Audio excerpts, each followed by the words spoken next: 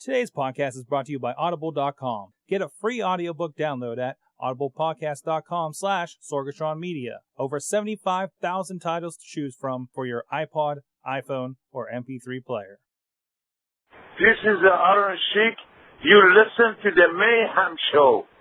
Iran, #1. Russia, #1. USA, top. Wrestling Mayhem Show.com.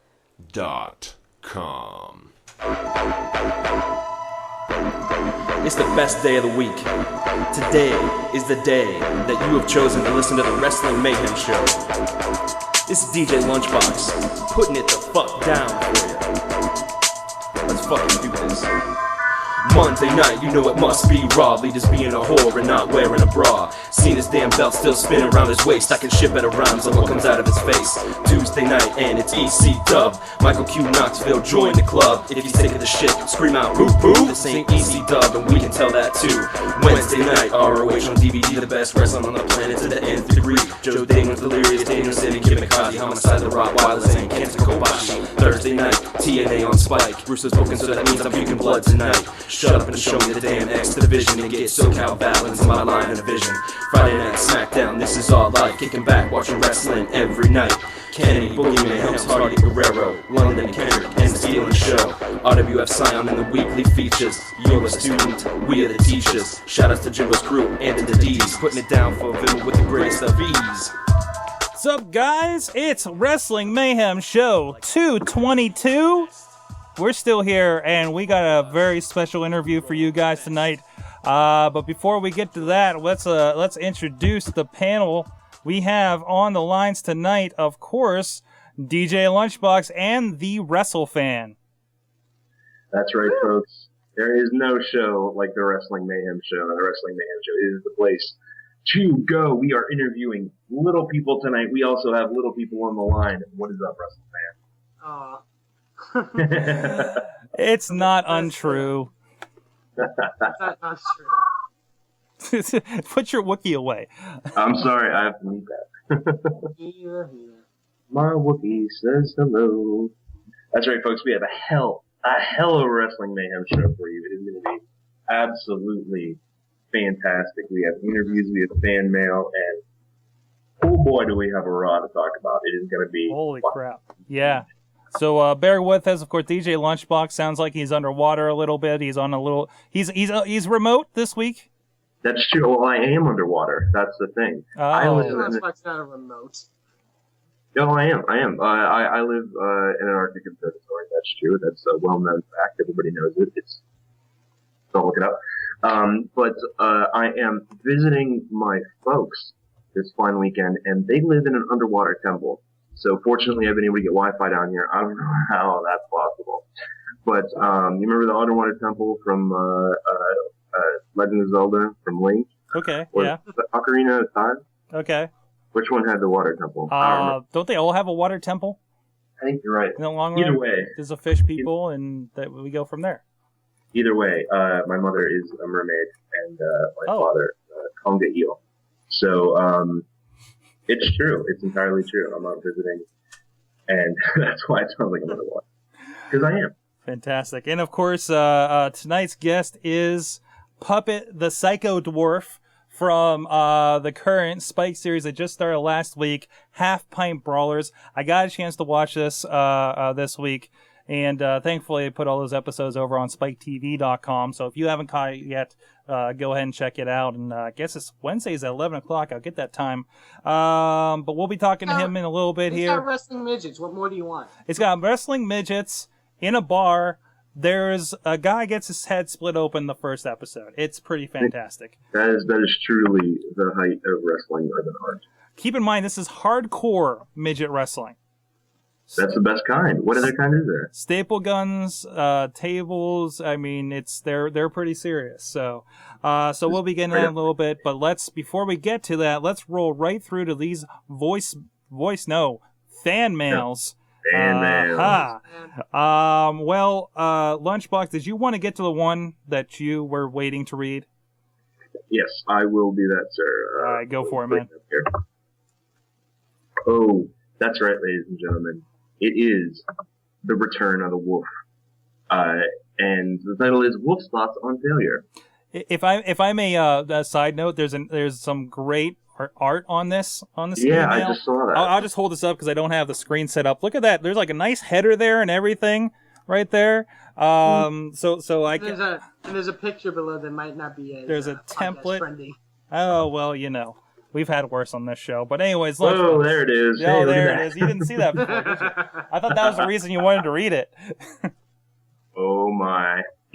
What it is, Wrestling Mayhem crew, the greatest black man to ever mail into the WMS has returned. It's been a while, and I have some ranting to do. Hear me out, Sorg and LB. Me? Okay, I got two things about that. One, he didn't include my name. Two, when he says the greatest black man to ever mail into the WMS, it's one word, so I'm guessing he's related to Steve Blackman. Oh. That's a good point. I wonder if he's from Anvil, PA. Wolf, you're going to have to confirm or deny this, bro. Yeah, you're definitely next email. What the fuck, TNA? Why is it when I watch TNA, I feel confused at all points of the show? What the fuck, TNA? Have you listened to your own fucking slogan? We are wrestling. Stop with these bullshit promos that are long, mundane, and further no storyline, and give your talented roster more, that's right, more wrestling time. See, I thought they were doing Cross the Line now.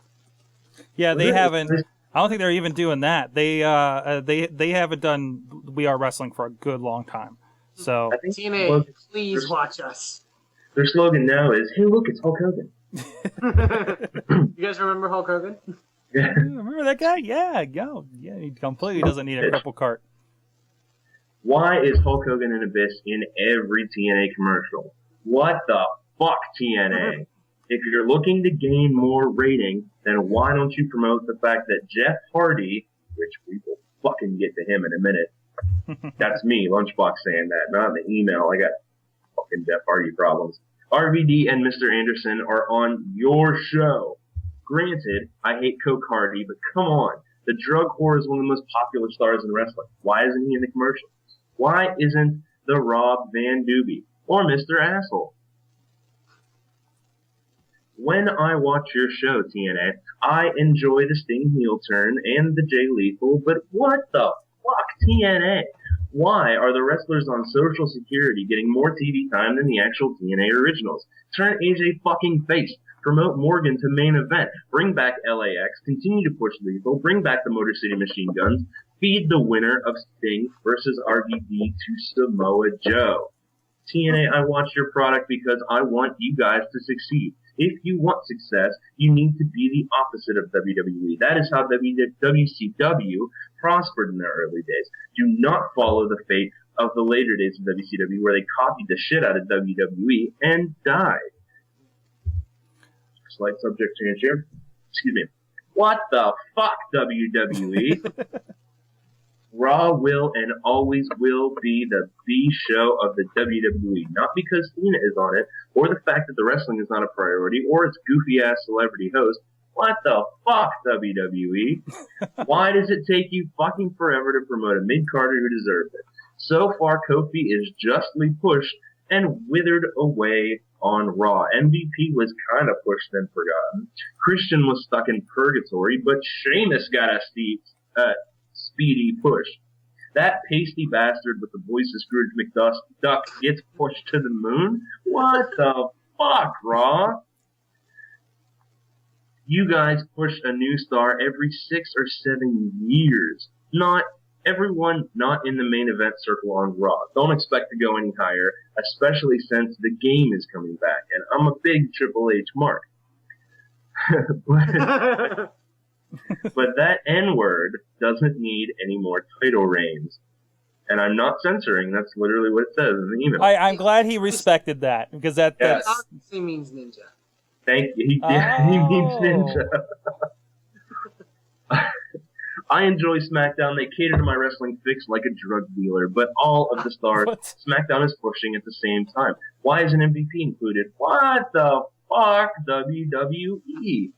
I get that WWE has a push one Negro at a time rule, I'm not upset at that, but come on, WWE. Why you gotta treat us like America does? The WWE will use us for the work rate, such as Money in the Bank, but refuse to acknowledge us. I'm not asking for reparations, that's stupid. I just want 2 black world champions. Hell, I'll take 1 black world champion with a meaningful world title reign.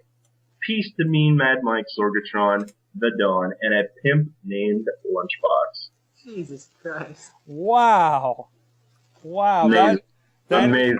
That plus the image at the bottom, that equals the best fan mail that we have received in a very long time. Spectacular. Wow. I guess we'll move on from there. Where do you go from there? That would be to it's not loading. I don't know. I'm not aware. I'm not entirely sure. Maybe a Pierre Kelly? How about a Pierre Kelly? Do you have that handy? Do you want to take that, Russell fan? I do. I'll take it over. How were your reading skills? I did He not just graduated from high school. He can read, I think. We'll see how the Texas schooling system is. Go ahead. To the WMS Nation, the viewer's choice Raw was a mixed bag of all sorts. First came the Body Slam Challenge, in which the Big Show won and went over the top rope and submitted on Chris Jericho, which was not chosen. The dance-off in which I couldn't believe my own 2 eyes, a Divas Battle Royal we'd see to believe, Miz and Zack Ryder winning over Morrison and Truth, Edge trying to cheat out of a hands-tied match, and the Hart Dynasty defeating Hornswoggle and Khali, which made the fans puke in a main event with Cena and Punk ending in a beatdown from the NXT Season 1 rookies. Okay, that was a long sentence. Yes. Does this ending remind you of the NWO back in the late 90s when it became a big move for WCW? Yes. I'm thinking, yeah. With the Viewer's Choice show over with, I don't think TNA could top that anytime soon. Hope to see you in the next fan mail, Mr. Techwood Drive. Thank you very much. Yes, and that first sentence was definitely 2/3 of the email.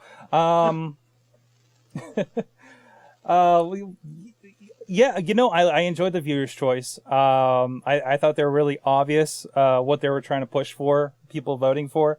But it was fun. It was good. It was fun, And the ending was a complete turn from the entire night in a good way. Oh, Jesus. So there's a lot of Twitter going on last night of people asking what the hell is going on USA. People that don't even watch wrestling apparently were like, what the hell is going on USA Network right now? So they're doing something, they're getting noticed, and it's some of the most interesting stuff I think I've seen in a while. It was the same feeling I got when I watched the ECW guys turn on like the ECW guys that had been in there for a while turn on the rest of WWE before the Alliance. You remember, Sorg, this was after the whole Alliance debacle. When they brought back ECW, it was we went and saw Raw at the Mellon Arena. It was the first live WWE show I'd ever been to, and the ECW guys show up, and that was when Sabu showed up. You were freaking out. I lost my shit. Yes, you did. Yes, you awesome. did. And that was the feeling. Even more so that that was funny. They were tearing the ring apart because they're obviously the rookies, so they're the ring crew. That'd be a great faction name, by the way. Keep that in mind, WWE.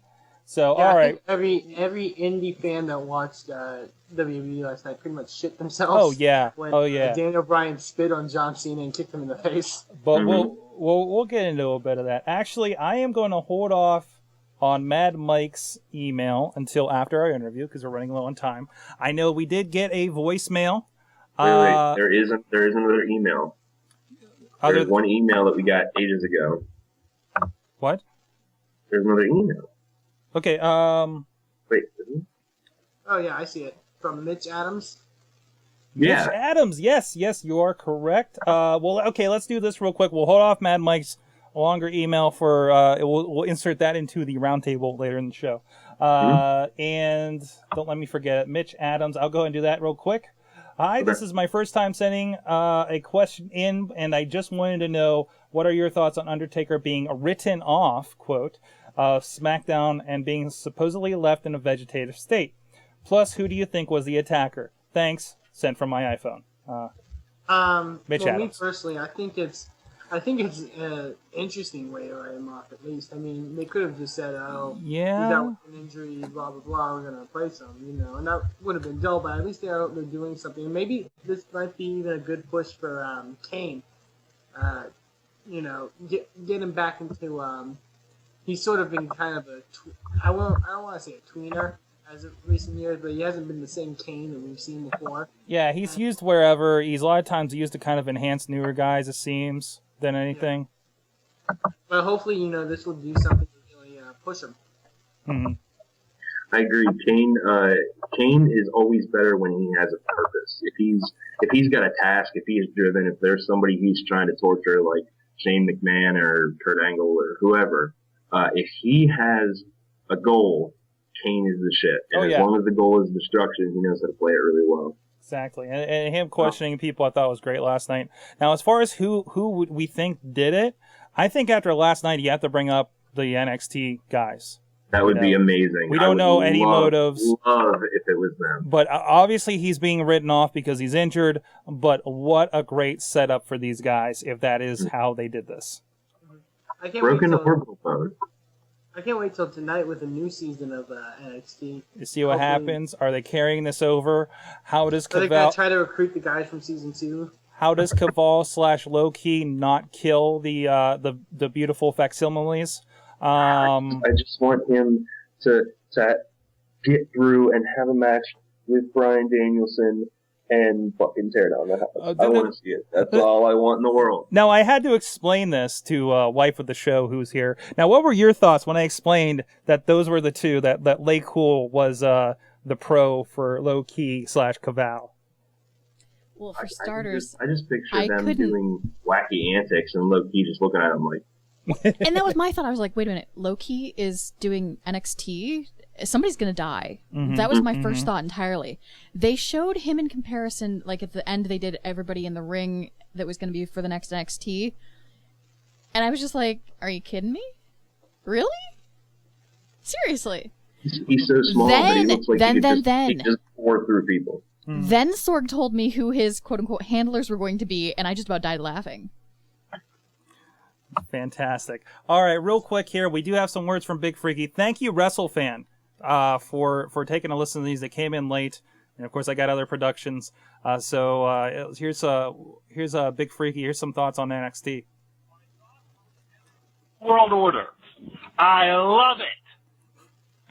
How can you not want to see John Cena get his ass kicked? There you go. You got that fan base. The fucking face of WWE for over 7 years now. If Yoshi Tatsu and the Dude Busters would have done that to John Cena, I would be fucking cheering and applauding and worshiping them as deities. So the fact that it's two of my favorite indie guys, Tyrone Evans, a.k.a. Michael Tarver, and Daniel Bryan, who was wearing a Bryan mask. Danielson, did it. Yeah, that was awesome. I was fucking doing cartwheels. So Big Freaky had a great night last night. So, all right, real quick, that's our fan mail. Other than Mad Mike, of course, chiming in. But one thing we didn't do at the beginning, I want to remind you, if you want to participate, we were just blown away. We had fan mail tonight. If you want to participate in the show, give us your thoughts, whether you like the show, whether you hate the show, thoughts about wrestling, what's going on. Obviously, there's a lot of stuff, a lot of people really excited about stuff going on. You can send your thoughts into goodtimes at WrestlingMayhemShow.com. Follow us on Twitter at Mayhem Show. Call us at 412-206-WMS0. And there's the email there for your video people. Also, please go over to WrestlingMayhemShow.com. You can check out links for delicious.com/WrestlingMayhem and check out stories that we got to, maybe we missed, but it'd be good things to check out. We post stuff on there throughout the week. Also, please comment on us. So tell us what you like on the iTunes, on Ustream, wherever you do watch us. Put a comment with your thoughts on there. We'll get them, and we appreciate any feedback. And of course, please check out the Mayhem Wear t-shirts. Support the Mayhem at the indie shows. That'd be good. Do Indie Wrestlers is one you can get your girlfriend.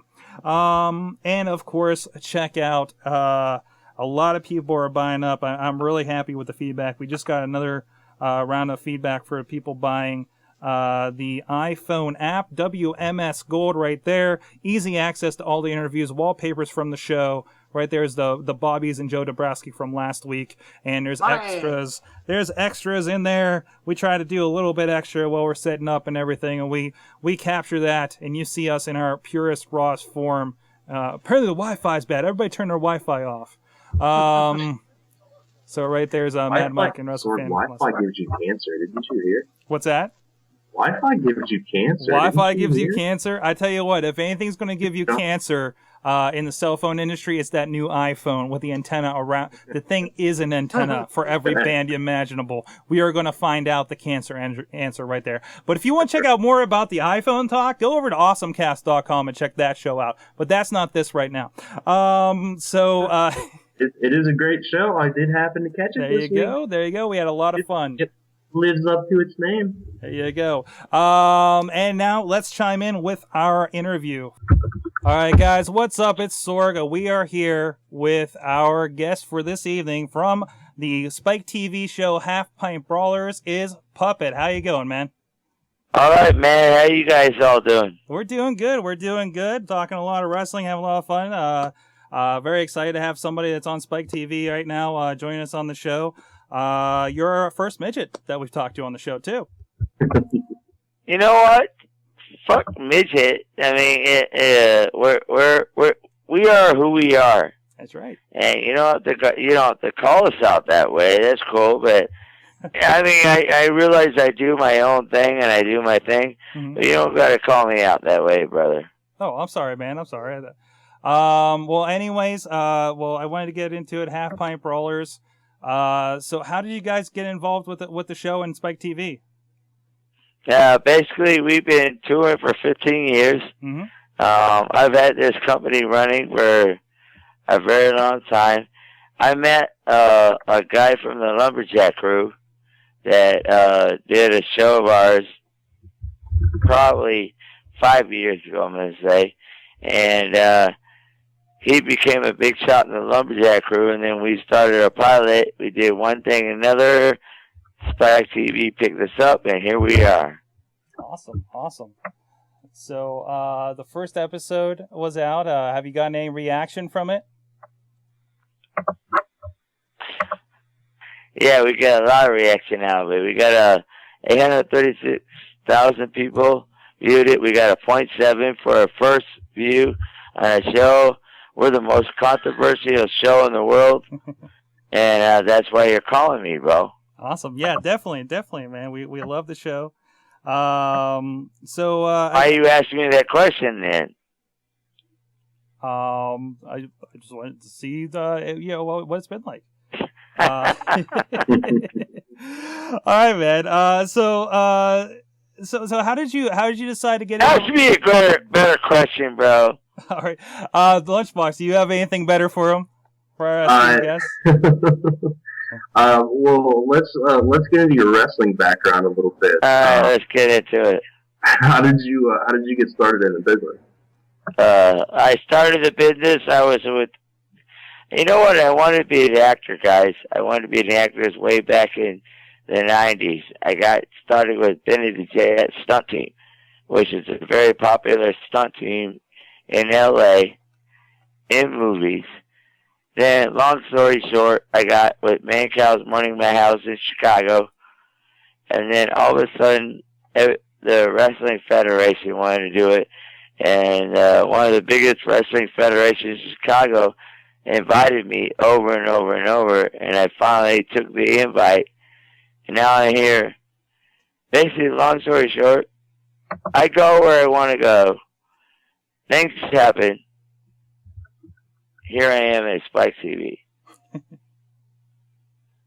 Awesome. Fantastic. Awesome. So now you have some experience with TNA in the past, right? Yeah, I got a lot of experience with TNA. I helped Jared start the company. We did a radio promotion together. I've done the Best Damn Radio show with him. I just finished up with a promotion with him, and now we're coming up with a new one. It's thank God, man. I did a promotion all of a sudden on my Spike TV. Now we're all doing something together. That's all it cares about. You work together, and that's how you make things happen. Awesome. And you got to revisit TNA and be on the show to promote your new show. I'm going to revisit to TNA the next 2 weeks, bro. You're going to be on again? Yeah. Excellent. So you got a chance to roll around with Lacey Von Erich. A little jealous there. Why are you jealous? Oh, come on. It's Lacey Von Erich. You know what? I get girls wherever I go. Of course. I'm a rock and roll star, baby. I get groupies everywhere. One happens to be Lacey Von Erich. Great. Awesome. So how is it to revisit TNA after seeing it grow? I just answered that question.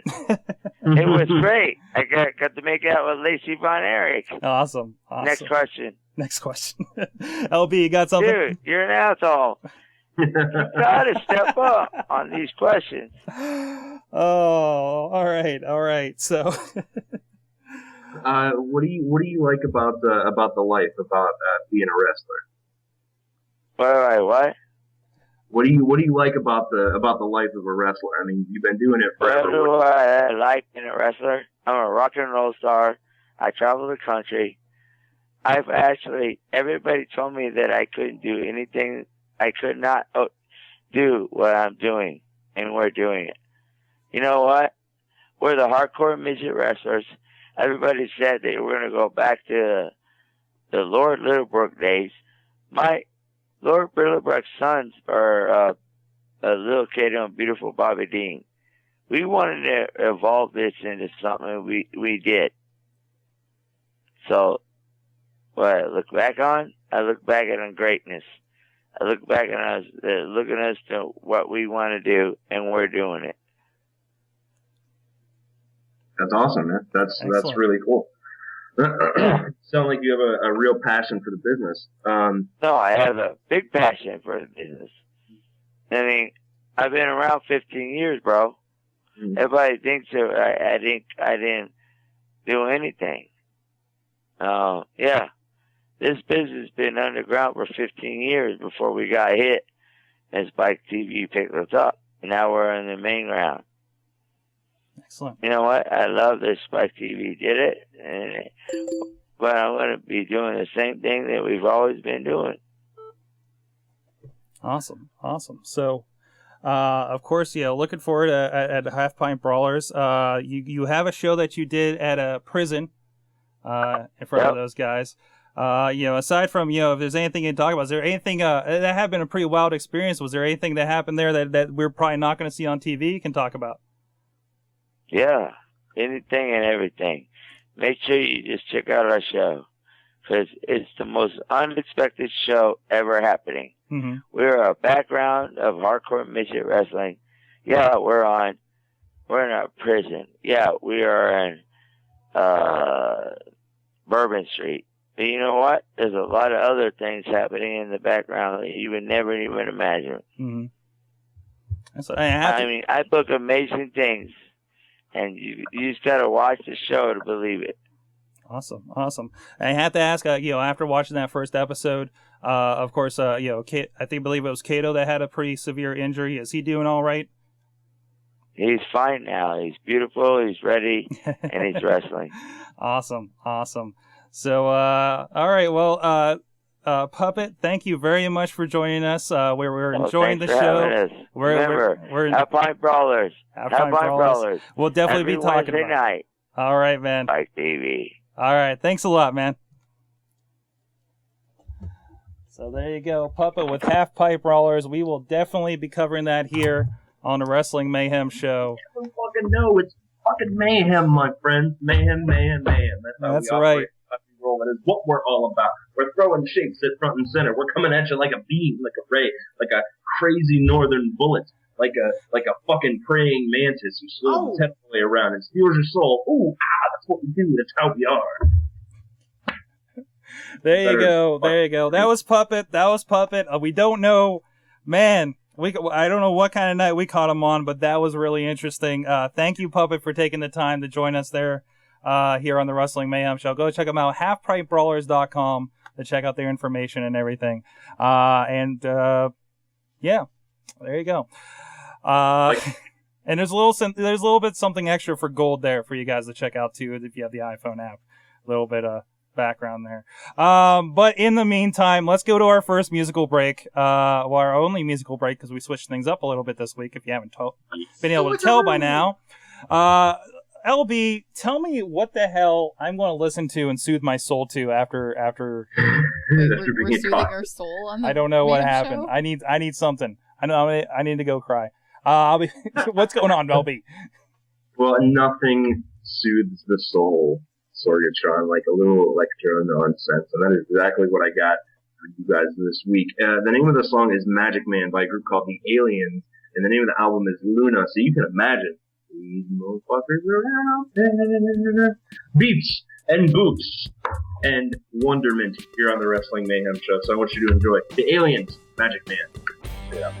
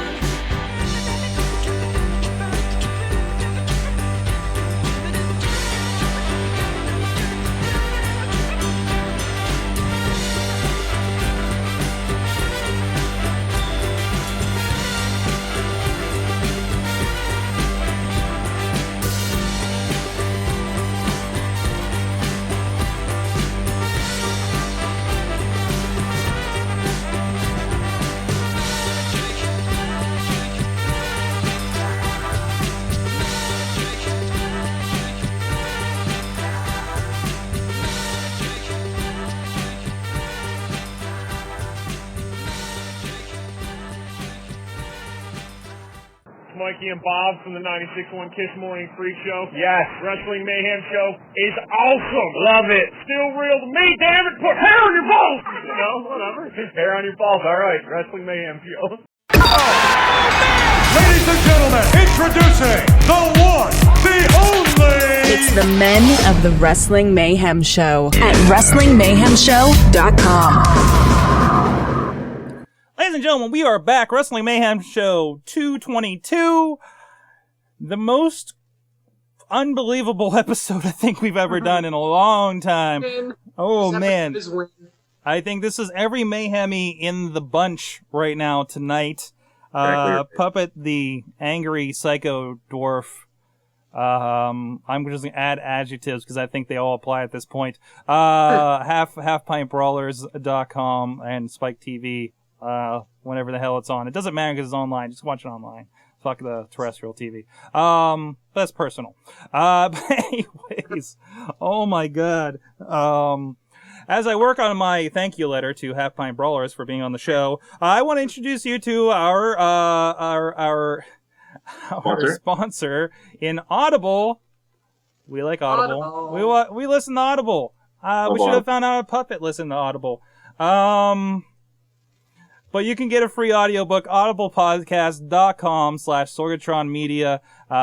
Cancel anytime. You got a 14-day trial there. Check out all the free stuff they have. A lot of speeches, a lot of BBC, a lot of kind of radio show stuff too. But you get that one free book. It's yours to keep regardless.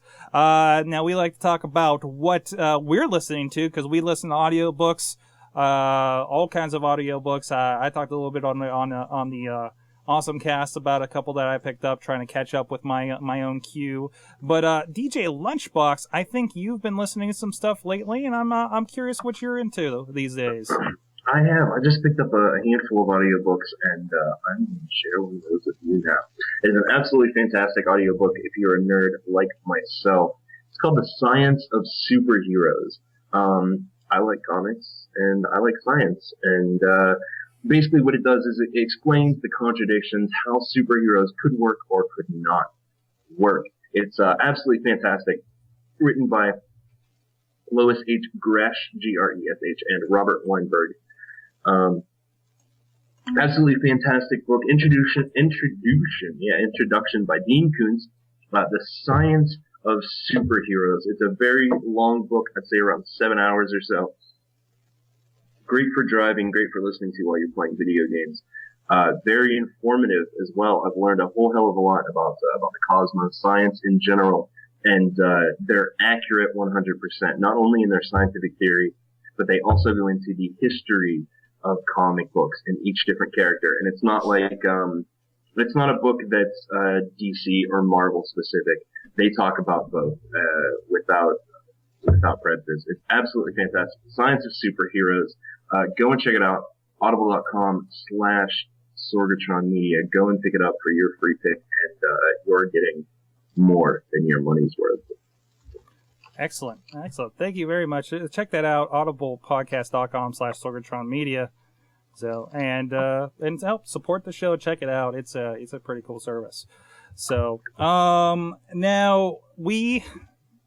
Help me collect myself here. We got an email from Mad Mike, so we should cover that. I'm sure he's got some talking points for us here. Does anybody have that handy, maybe? Yeah, I got it. We'll take this in shifts, because I know it's a long one. I got it. Yeah. Okay. Let me use the first three paragraphs here. Okay. Greetings, Mayhemverse, regardless of the format. I'm still the guy who is fully awesome and is going to immediately hit on WrestleFans' mom. It's Matt, goddamn Mike.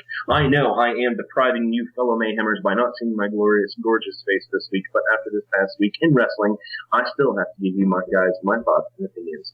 The SmackDown angle with Taker being taken out in a vegetative state is interesting, and it could be a lot of fun if the guy who did it was Kane. I have a theory, by the way.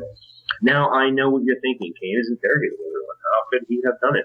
The way I see it is that it might be cool to have had Kane completely snap and take out his brother almost unconsciously, and even he doesn't know he's done it. And this would give Kane a nice thank you run, as he could finally decide that it was Swagger, take the belt from him at SummerSlam, where it was rumored this would be Taker's match, and then Taker and Kane could have one last feud when he comes back, culminating at Mania 27.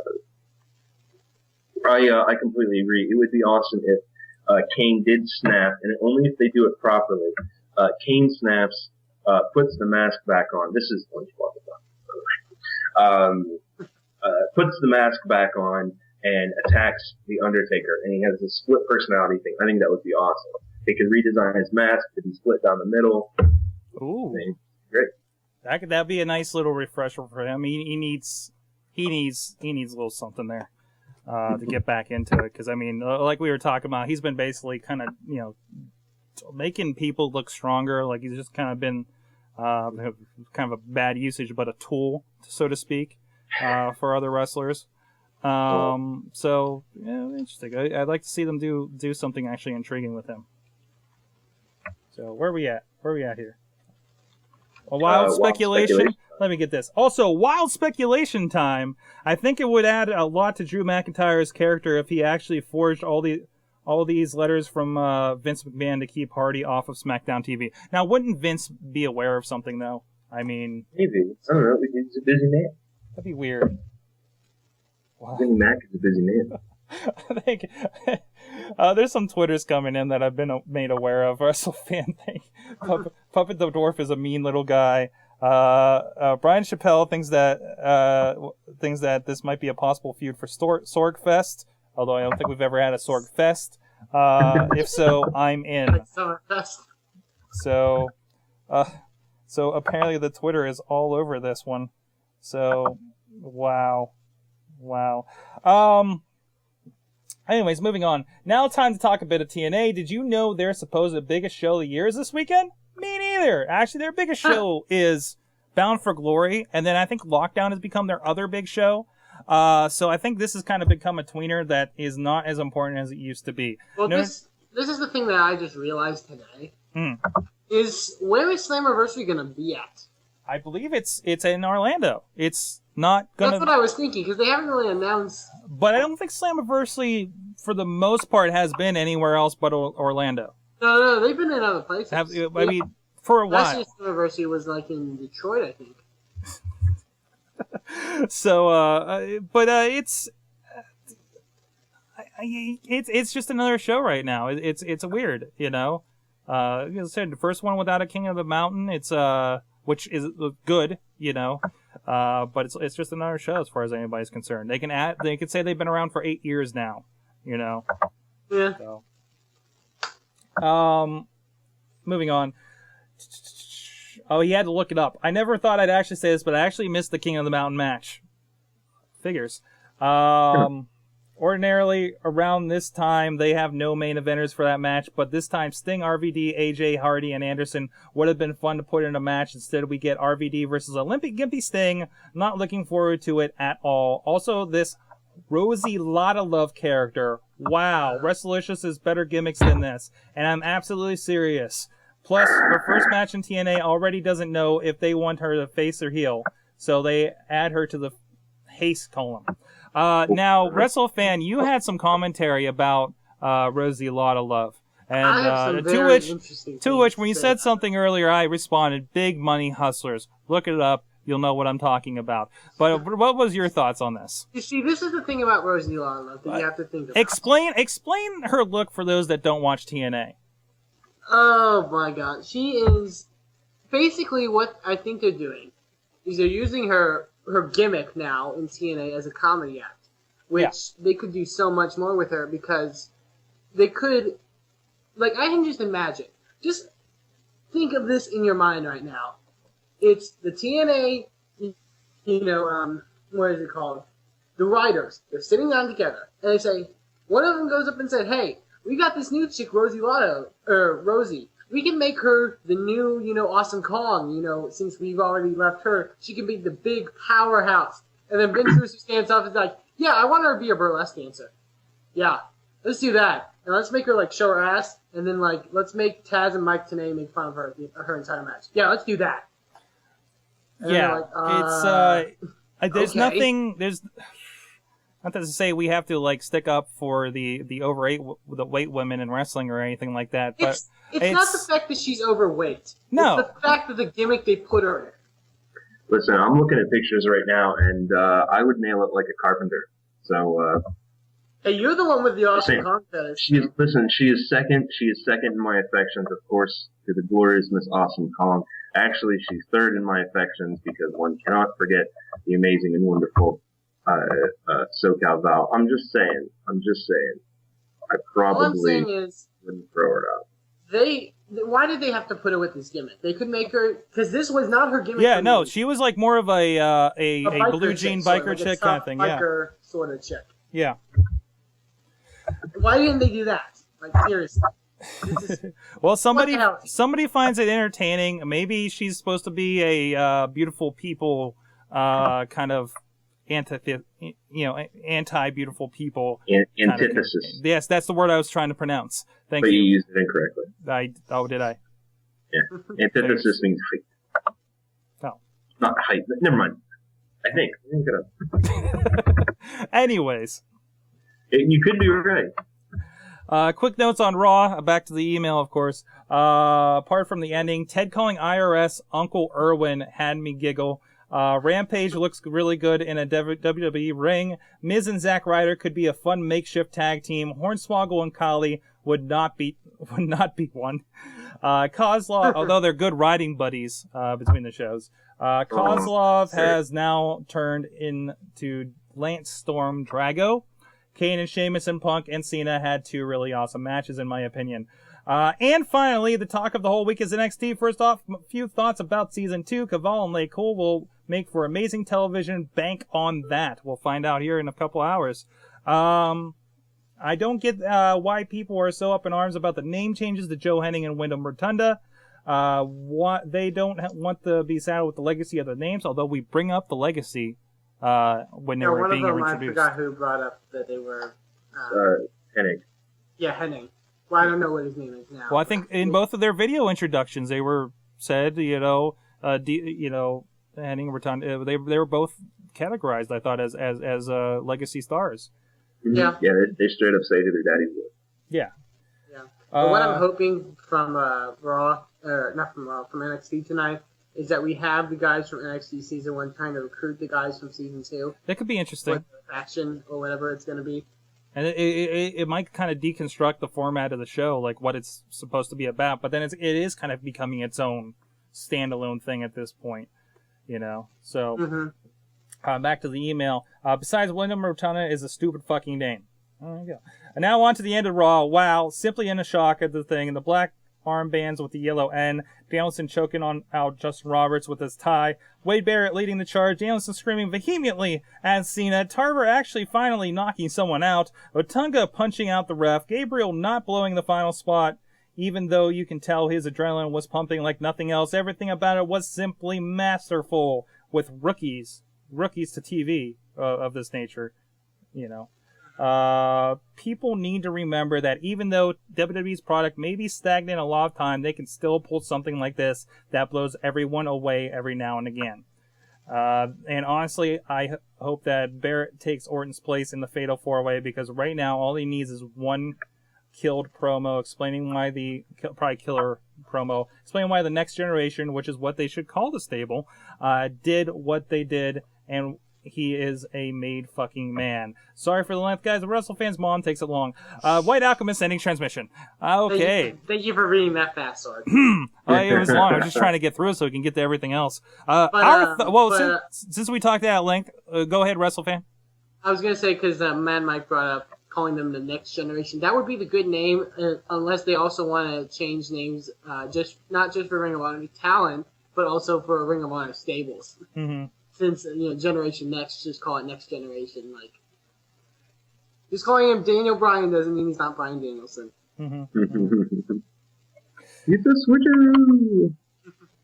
Also, one quick thing I do want to bring up, just really quick, that I found really funny, from the WrestlingFan.com website, they have created the WWE Developmental Rookie Name Generator.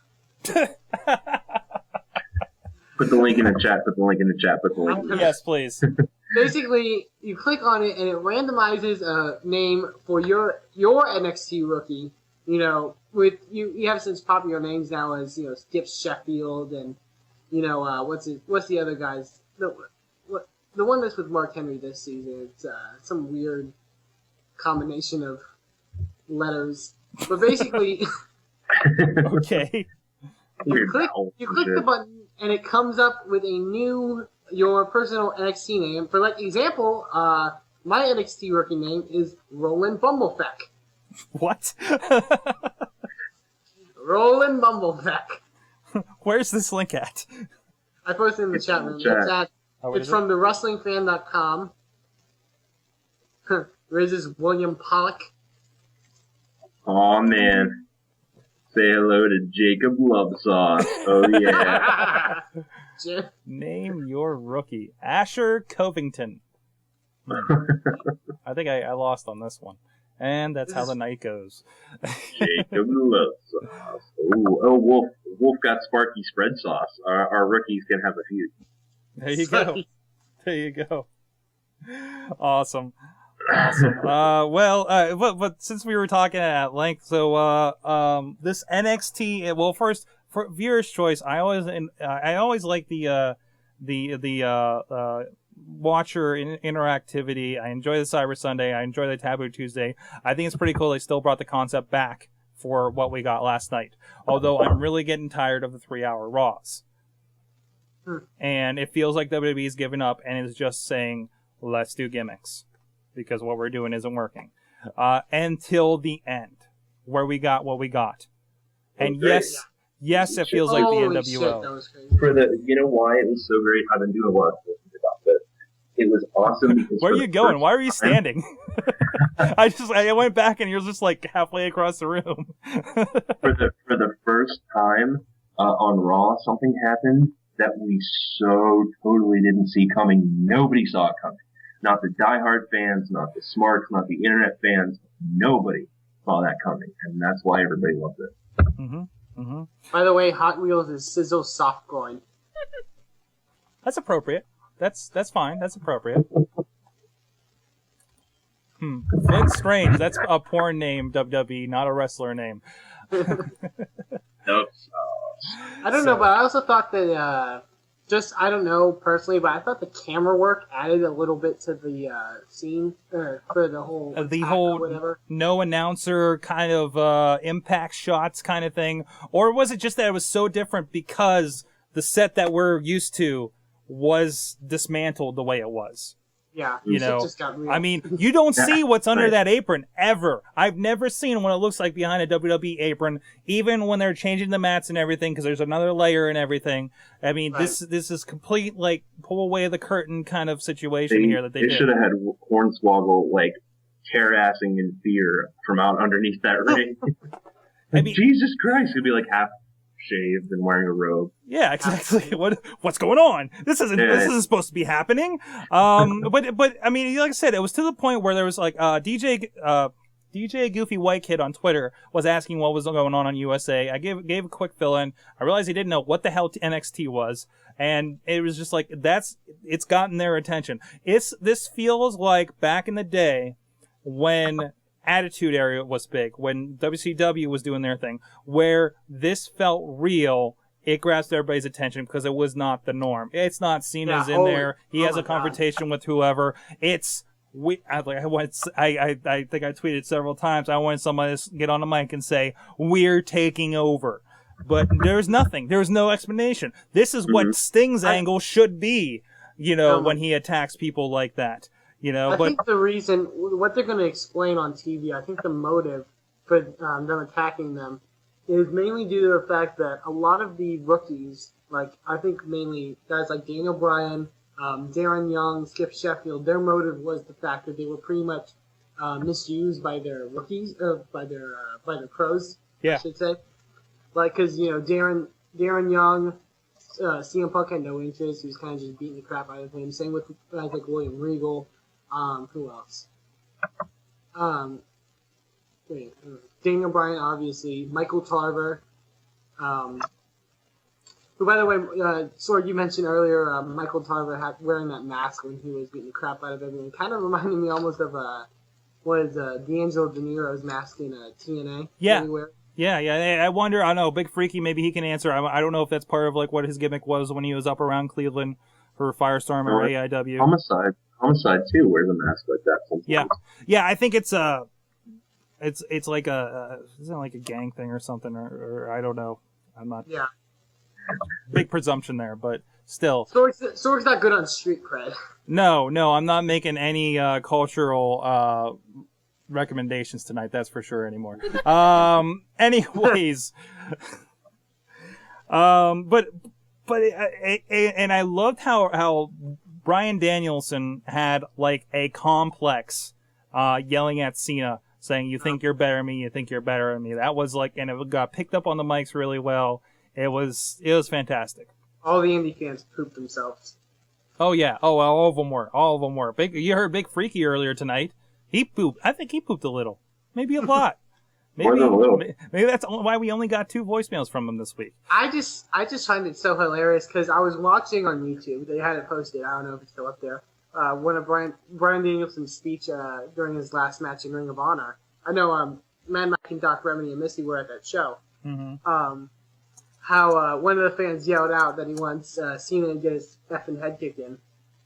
And boy, oh my God, that's gonna, that's exactly what happened. It's poured in all those indie fans that are so tired. And guess what, indie fans? WWE just tricked you. Welcome to the board. Welcome to the collective. It's like you got a little morsel and you're going to be waiting around for another one. Yeah, you don't think WWE acts like all these other guys don't exist? Don't think there ain't somebody there paying attention. There's people scouting talent. They see what's going on out there. There's a reason CM Punk's doing what he's doing now. Because he did it so well, 5-6 years ago when he was in the Indies. And they let him in there, and he has a little bit more behind him, and he has free reign, and he's taking it all the way. And that's also an interesting thing to maybe they can play upon was the fact that they attacked John Cena, but they also attacked CM Punk. Mm-hmm. And CM Punk also has a history with Bryan Danielson, so only good things I think can come from this. Definitely.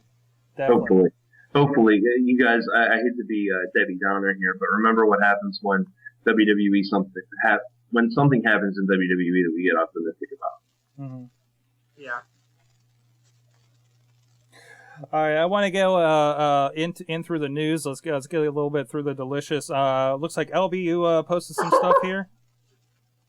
What happened? What the hell? Sorry, I just picked a new name for the NXT. I'm Mustachio Floppy Sex. Nice. That's very appropriate, actually. So yeah, dude, where's your mustache, man? You fucking just because I have one doesn't mean you can. I still got it. Somewhere there. Anyways,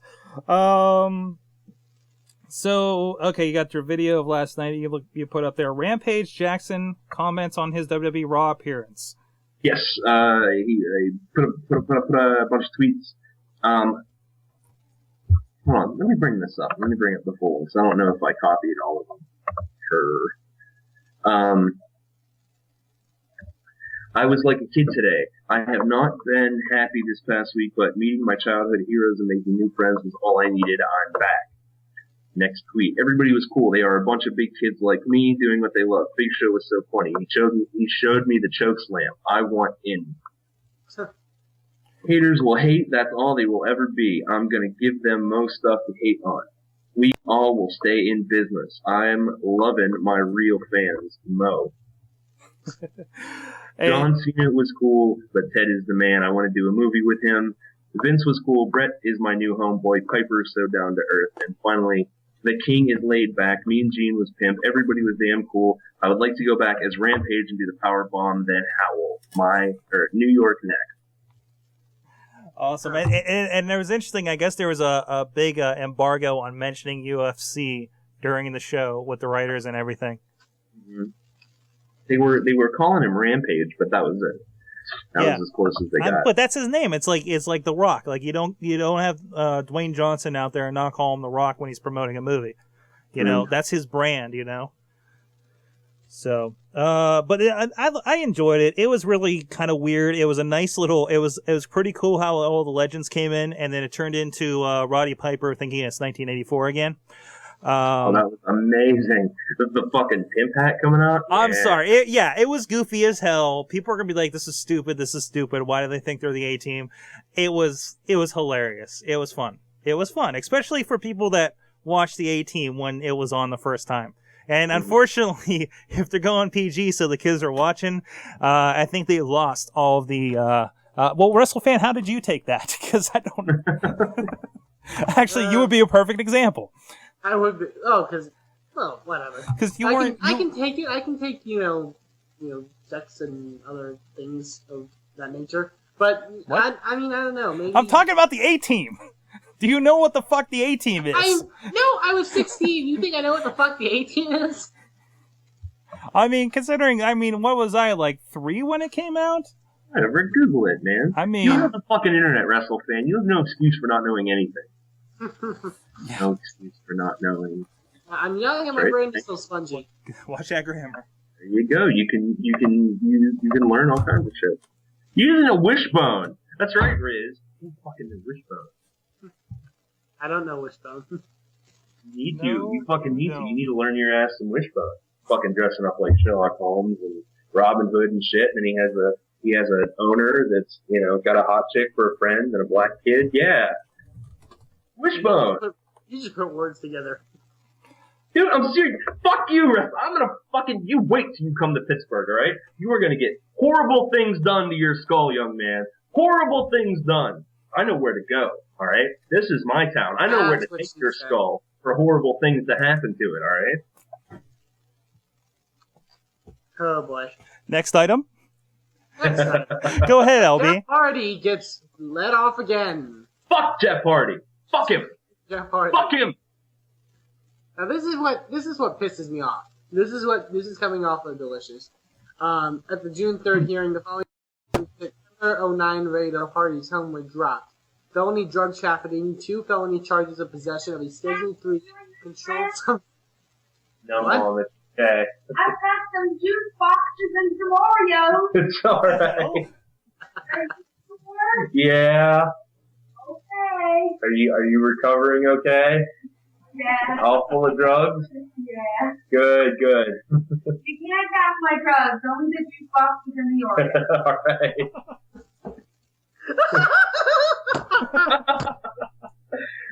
What the hell? Was that your mom? No one can make jokes about my mom now. That was my mom. She's all full of drugs and trying to eat me Oreos. That's what I was saying. Also, felony possession of cocaine, felony maintaining a dwelling for redistribution of controlled substances, a misdemeanor possession of drug paraphernalia. And this is the key thing. No reason was given for dropping the charges. Like, seriously, what the hell? I gave you a reason for dropping the charges. Fucking, Dixie Carter in her pockets. That's what happened. Dropping the charges. I mean, Jesus, what did they keep? Well, I can't remember. What was the one charge that they kept? Conspiracy to trafficking, I think. Conspiracy, yeah. Yeah, trafficking of opium. Which is not as serious, I mean, he had cocaine. He had coke. He had drug paraphernalia. He had all this shit in his house. Quote, felony maintaining a dwelling for redistribution of controlled substances. The drugs were in his house. It's not like you can just drop them. Like, oh no, they totally weren't in there. Yeah. What is it? What the fuck? Why? Well, I want an explanation as to why I get hassled by the cops constantly for having a fucking headlight out, having to pay hundreds of dollars because they feel like fucking with me. And Jeff Hardy has coke, drug paraphernalia, marijuana, pain meds, all this shit, and he gets let off with a fucking slap on the wrist. How is that cool? The Wolf makes a good point in the chat room, or maybe Jeff just got on his knees and went down on them like a circus seal. Like the little bitch he is. I'm saying it right now, alright? And I'm sorry if this offends anybody or if this upsets anybody. It's okay, it's a perfect night for it. Put Jeff Hardy in prison. Put him in fucking prison for as long as he is legally able to be. Put him in jail. What is that? If they don't eventually reprimand him, I mean, it's only going to turn into something horrible. I mean, you don't know what's going to happen. Exactly. So what's going to happen to him? And he's a fucking role model. Kids love Jeff Hardy. You know? What the hell kind of role model is that? Do drugs, kids. There's no consequences. Fuck that. Put him in prison. That's right, man, Missy. It's because I'm black. They give me shit because I'm black. And Jeff Hardy's a white stoner, so I guess he's okay. Fuck that. Put him in prison. Put Jeff Hardy in prison. I am starting a campaign. I'm going to make t-shirts. Put Jeff Hardy in jail. Do a fucking swanton off the razor wire in jail, alright? Wow. All right, I think we need to go through a couple of news points. Yes, the background just got destroyed behind me. I don't know how it happened. Anyways, it was the puppet. It was the midget. I think somebody snuck in here. Somebody where you live, man. Somebody that could have been really short and is fucking with my shit again. Anyways, you'll be happy. I think we'll all be happy. The Survivor Series is apparently still coming back. Woo. Yeah, I saw that. Still, it was announced for Miami, Florida, November 21st. Great. Okay. Maybe they'll still be worth anything, I guess. First edition of SmackDown on Sci-Fi is likely to be a live special. That could be good. Yeah, you know. I don't know. It'll be interesting them going to Sci-Fi. Will this bring Sci-Fi up, or will this bring SmackDown down? Or can it get any worse than My Network TV? Because obviously that has not worked out for everybody. Well, I think obviously more people have Sci-Fi than that have My Network TV. You think? Because remember, we're talking network TV. There's that whole kind of thing that like even people with an antenna get this network if it's in their area.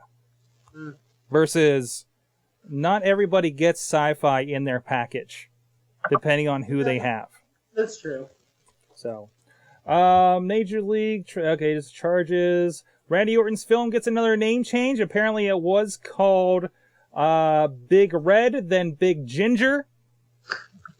Let's offend everybody. And now it's called That's What I Am. Just call it Texas Red and have it star The Undertaker. What's it even about? I don't know. I didn't.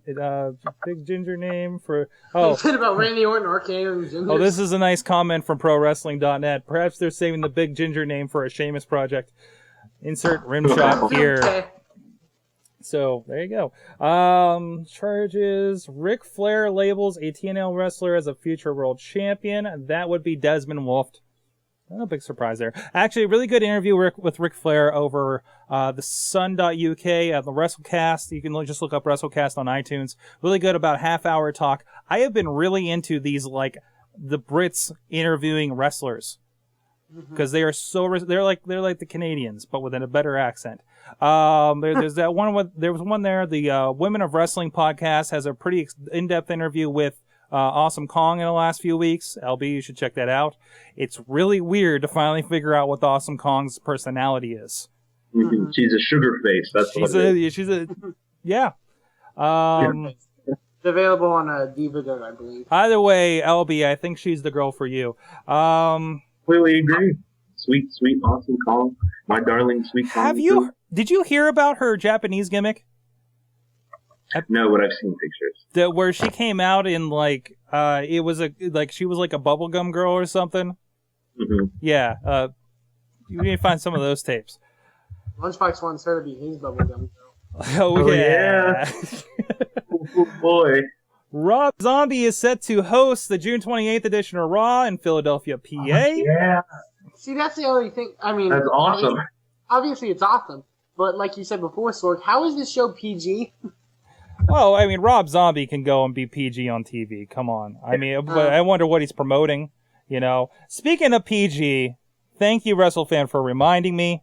I have a note there in the show notes if you guys have that pulled up. Did anybody catch at the end of NCIS as we usually do going into Raw this week? Like you catch that last 5 minutes as you switch over and then there's the credits. Nobody saw this? before Raw this week? I was busy jumping and joining for the last segment, but let me ask you guys this question. Have I brought up my theory as to why Raw is really going PG? Oh, wait. Let me get this out first. Okay, so NCIS, as we know, reruns right before Raw every week. We see the little bit end of it. It used to be, I think, CSI or something. No, I'm thinking on Spike TV. NCIS. What did I say? I also said CSI as well, but I meant NCIS. You said NCIS. Okay, too many fucking letters. Fuck this shit. CBS, work on something new. So we ran out of names, so we did a show called Numbers. That's original. Anyways, so you have your PG programming. Make a big deal. I can't even show blood. It has to get wiped off WWE. And then, of course, the final shot we see before we go to credits, before our 3-hour Raw last night, was a woman getting shot in the head and falling in a pool of her own blood. Yeah, the thing is, though, I don't think WWE is really concerned about... It's not the fact that USA is going PG. Oh, yeah, that's more on USA's side, that they posted that. That was before 8 o'clock. That's a 7 o'clock hour. And, of course, there's marathons of this on Sunday, because I watched a lot of it. That's where I saw this episode originally. But you can also, there's also a point where you can't blame USA. No, the point of the matter is, why is WWE doing like you mentioned before, why is WWE doing a PG program in the first place, 8 to 10, when most of the kids are already in bed? Oh, that's right, 8 to 10 for you, because the kids aren't in bed. 8 to 10 for me. Time zones. I have some breaking news here. Okay. Oh, somebody heard my rant. A North Carolina newspaper is running a story that quotes District Attorney Maureen Kruger as saying that no charges against Jeff Hardy have been dropped. In fact, Kruger says another charge has been added.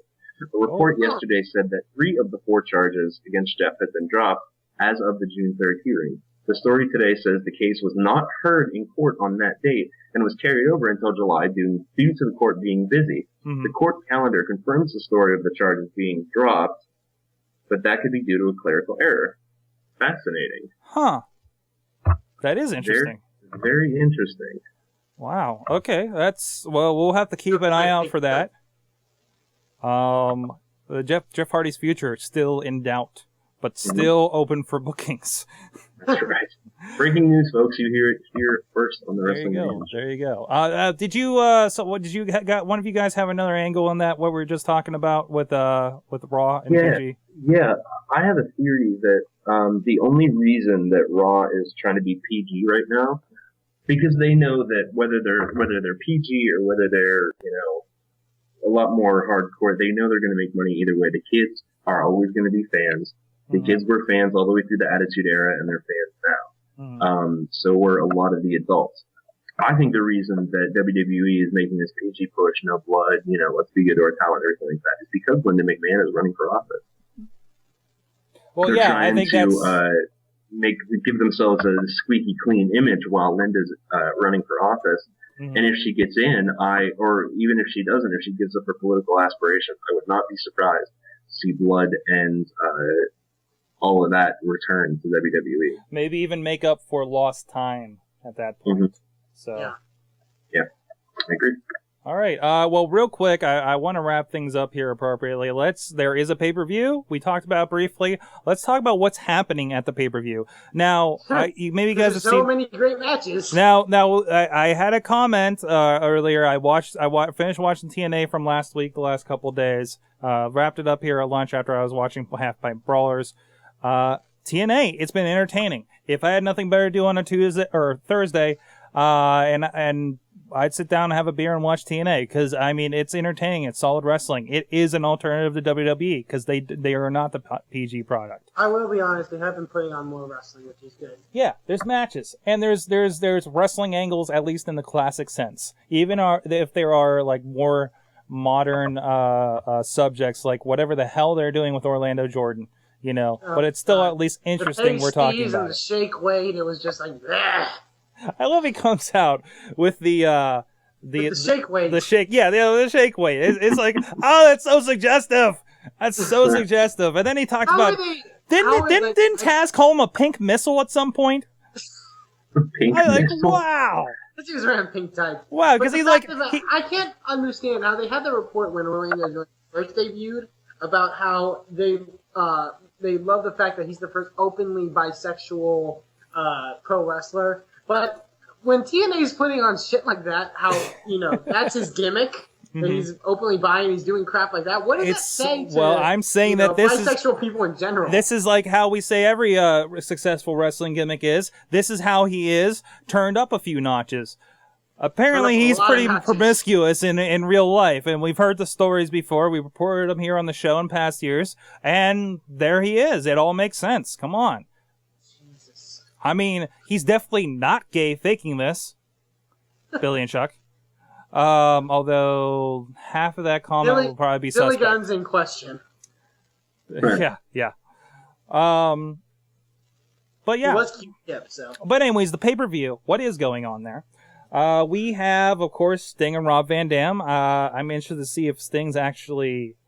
I don't see this being clean. Actually, I'm kind of glad I'm not buying this pay-per-view. Now that I just thought about that. Because Sting versus RVD... Put TNA Impact over and then say... Sting versus RVD is not going to be the classic match we would hope for if we are Sting or RVD fans. Because remember the last time they met. Intern Missy, you're a Sting fan. Do you care? Meh. Yeah, there you go. There you go. Their styles are way too different. They're just going to clash way too much. Yeah, it's... Kendrick versus Douglas Williams for the X Division title. Okay, I don't think I saw anything about this the last 2 weeks. Where did this come from? Yeah, Brian Kendrick... I'm sorry. Okay, you're right. They're fucked up. I'm sorry.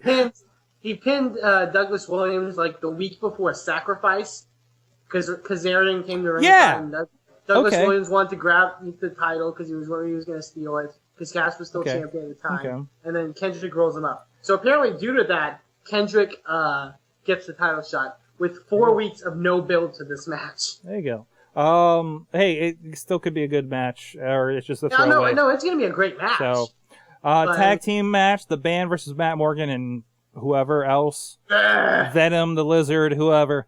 It'll be Hernandez. Do you think it'll be Hernandez? That'd be interesting. I wish they would explain the Wii thing. I don't think enough people question it, to be honest. Like, who the hell are you talking to? Roxy versus Madison Rain. Really interesting comeback for them. Could be a good match. AJ Styles versus Jay Lethal. That'll be a good match. That'll be a good one. Beer Money versus Anderson and Hardy. Could be fun. I like anything Beer Money's involved in, to be honest. So. Let's just hope we get, Launchbox gets his wish. Angle versus Kazarian. I like what they're doing with Angle. I like when Angle's like the pure babyface, and I like that he's the competitive spirit babyface kind of thing. And this is where he's best, This is one of the two ways where he's best. Where he's that and he's like super intense guy, like he was when he first came into ECW when they were starting that off. I still don't understand the reason why he gave up his spot on the ranking system. Well, I think it makes sense. It's like no, I don't like your rankings. I haven't been here for a month. I'm starting from scratch. I will prove that I'm the best, not by a number you give me. It makes sense. Well, he obviously proved he can go from that cage match. I mean, you're talking about this is supposed to be a guy that's a gold medalist. He came up from Mount Lebanon High School to beat the world, and that's a good pure angle for him. I'll be honest, I actually do like Kurt Angle because remember a year ago we were all shitting on him for all the pain pills and which I'm still concerned with, to be honest. But all the alleged beatings. But doesn't mean I can't enjoy him in the ring, Yeah. Desmond Wolfe versus Abyss. We'll see what happens there, It's they have the same match except now Chelsea's in Abyss's corner. Mm-hmm. And obviously, I don't know, but they're making these subtle hints on Impact that Chelsea is eventually going to join Abyss. Because they had the thing where Abyss was concerned that Chelsea got that wouldn't be surprising. Desmond was only worried about beating crap out. It's, they've done this storyline millions of times with millions of different people. So, well, on that note, let's go ahead right into what you learned from wrestling this week. WrestleFan, since you're on the screen. I learned from wrestling this week that WWE can still surprise me. Mm-hmm. Oh, and I think we all did. They can still do amazing stuff, and they don't need, the same guy, in the same big storyline 24/7. Obviously, what they're doing with the rookies is great, and I hope they really, do something with it. Intern Missy, Mrs. Surfer Sting, and Crowsting. He kind of still is Crowsting. Crowsting But was when the he was worst. actually Crowsting, I know what you're talking about. Yeah, they're huge difference. I mean, you know, let alone he's ripping off the Crow, which I'm amazed that he hasn't been sued for trademark or something. So what? Hey, they're rebooting the Crow, so you know, anything's possible. I'm sorry, LB. What was that? They're bringing back the Crow, so anything's possible. Well, there you go. It's getting a reboot. Yeah, I'd be interested to see if they can actually do it right this time. I mean, you know, since the first one. Yeah. I'm an asshole. Hot Wheels has the best I've learned ever. Yeah, I learned that I'm an asshole. Yeah. Yeah. I learned that midgets are, you know, belligerent dogs. There you go. LB, what'd you learn this week? I learned that Vladimir Kozlov has some dance moves. Holy shit! Where did this come from? That was pretty fantastic. That was something interesting. I actually might like a team of Santino and Vladimir. Mm-hmm.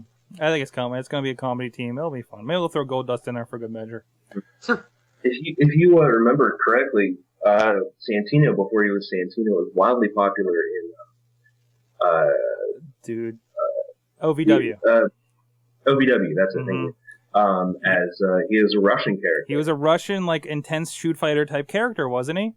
Exactly. I'm waiting for the week where he's like, look, you're Russian. I used to be Russian. We'd be a good team. Like, out of nowhere, just drops that line. Like, and everybody's like, kind of shrugs it off. But, like, all of us are like, oh, yeah, he was.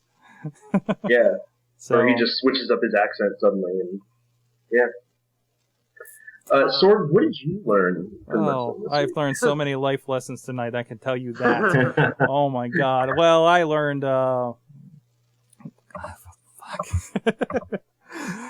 I learned that a dead man can be put in a vegetative state, and there was a good conversation about this. I can't recall who I was having it with. It was actually Daniel Stevenson, I think, on my Facebook post. He asked about that, and I believe, if I could recall the conversation correctly, like he was like, "Well, how he's dead? How can he be in a vegetative state?" I'm like, "Well, look, he's already been dead, so he's not dead again. He's been undead, but you can still be in a vegetative state and undead."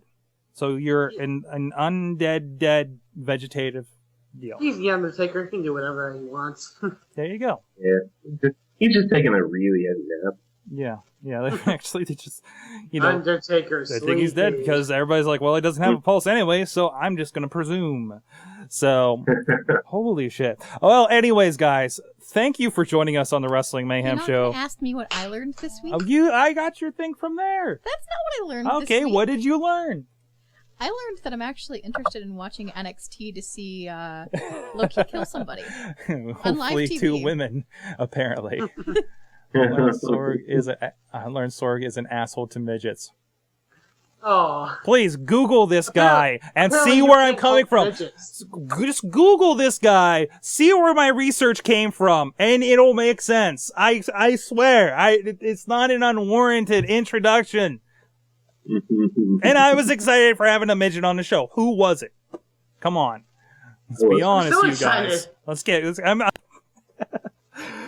So, please, thank you, despite how the interview went. Thank you to Puppet the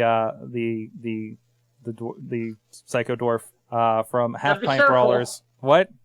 Gotta be careful what you call I was back to the point of adding adjectives again. Thank you for joining us. Please, I hope you guys enjoyed the interview. Please, if you have any commentary or play guess what that is behind me, please send an email to goodtimes@wrestlingmayhemshow.com or send us a call at 412-206-WMS0.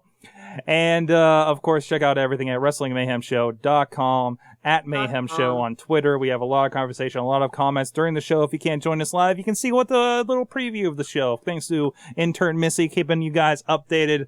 We're working on trending Sorg and asshole and midget. I think what was going on during the show. That's not good at all. Austin's tweet was, best WMS show ever, at Sorgatron is called an asshole by a midget, and DJ Lunchbox's mom offered him a juice box. Oh, wait till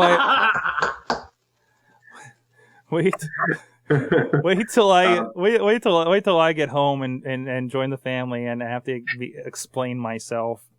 My mom's on my Twitter. I think I can speak for my mom. My mom learned exactly what kind of show I do every Tuesday. She's upstairs, and I'm down here screaming, "Fuck Jeff Hardy! Let's put him in prison." And this is your mom that joined us before to explain Brock Lesnar's ailments or medical condition. That's ago. right. Or not a few years ago, like late last year, I think it was. So one of the grossest interviews we had on the Wrestling Mayhem show. It's not. I mean, and this is from you're the guy that pulled your tooth out on air. That's exactly right. There you go. Thank you, everybody. Please join us. Thank you. Join us next week for episode 223. Who knows who's going to call me an asshole then? Thank you for listening to the Wrestling Mayhem show. Please subscribe to our iTunes streams and blog at WrestlingMayhemShow.com. Email us at goodtimes@WrestlingMayhemShow.com or call us with any comments at 412-206-WMS0. We love to hear from our fans, and who knows, maybe you'll make it onto the show. The Wrestling Mayhem Show was recorded live in Pittsburgh, Pennsylvania, in front of a live internet audience, and is a production of Sorgatron Media. You can be part of the show as we record live every Tuesday at 8 p.m. Eastern on TalkShoe.com and Eastern.tv.